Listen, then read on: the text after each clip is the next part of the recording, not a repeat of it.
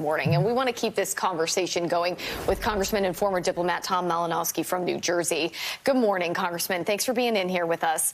Passing voting rights is proving to be even more elusive than the infrastructure bill. So what can we hope in terms of actionable items on voting rights this week? Well, I hope it's as elusive as the infrastructure bill because we passed the infrastructure bill. So that's a good analogy, number one. Look, Senator Manchin supports voting rights. That's important for all of us to remember. And on top of that, I know that he is concerned that there is a movement afoot in state after state in this country to put in place election officials who will do what Trump ordered Republican election officials to do on January 6th, and that is to nullify any election that his side loses. That would be the end of democracy in America. And again, I know Senator Manchin is concerned about that. The obstacle here is the filibuster, but I do think that there is a path forward because while the filibuster is part of Senate tradition, the way it works today is not part of Senate tradition. The filibuster for most of our history did not serve as an absolute block on any piece of legislation that the majority wanted to support.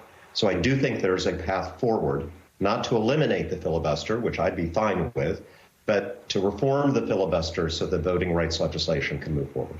Yeah, I think reform is the new conversation now when it comes to the filibuster. And I want to show you a map and show our viewers a map here. This shows, according to the Brennan Center for Justice, 19 states passing 34 restrictive voting laws last year. As the former Assistant Secretary of State for Democracy, Human Rights and Labor under the Obama administration, does this have you worried at all? Do you think that Democrats can turn the tide here? Well, of course it has me worried. I care about American democracy. I care about America being a good example for the rest of the world. But again, what worries me the most, there are different levels here, right? There are efforts that we are trying to make that I think are 100% right to expand access to the ballot box, to make it easier for people to vote by mail, to vote with drop boxes, to vote early. I want to see those things happen. We can probably survive as a democracy if not all of those things happen. We cannot survive as a democracy if we allow pro-Trump Republicans in these states to basically say, we don't care who got the most votes.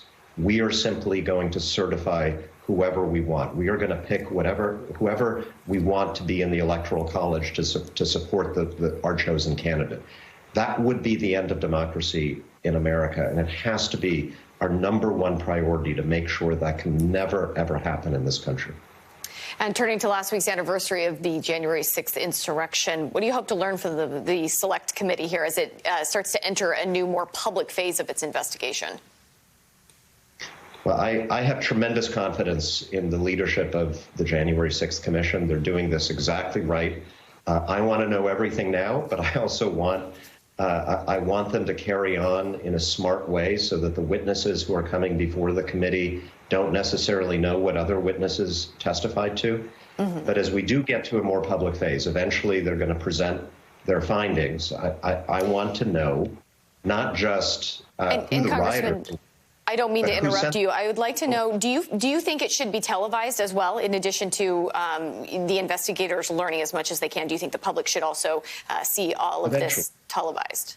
Yes, eventually. But I think that the most important thing is to get to the truth. And as much as I want to know everything right now, we all want to know everything right now. I absolutely support the slow, methodical process that the commission has followed, because, again, it keeps the witnesses a bit off balance. They don't know what other witnesses have testified, and so they can't prepare in light of that. At the end of the day, we do have to know, because, this is not, there are Republicans who want to blame January 6th just on the rioters. That's kind of like blaming 9/11 just on the hijackers. We need to know who was responsible for mobilizing, radicalizing, and financing this event, how it was connected to an apparent conspiracy at the White House to steal the election. And then we need to give this to the Justice Department so that they can take the next steps.